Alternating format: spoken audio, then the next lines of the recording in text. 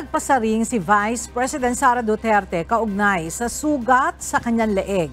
Sa video na ini-upload ni dating NTF-ELCAC spokesperson Lorraine Badoy, makikitang itinuro ni VP Sara ang sugat sa kanyang leeg at sinagot kung bakit siya mayroon nito. Sinubukan nila akong igurgur pero hindi sila nagtagumpay.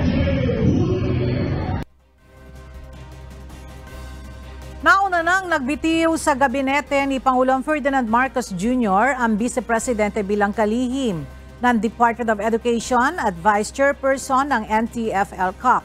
Ayon kay VP Sara, ang kanyang pagre-resign ay bunga ng anyay tunay na malasakit para sa mga guro at estudyante.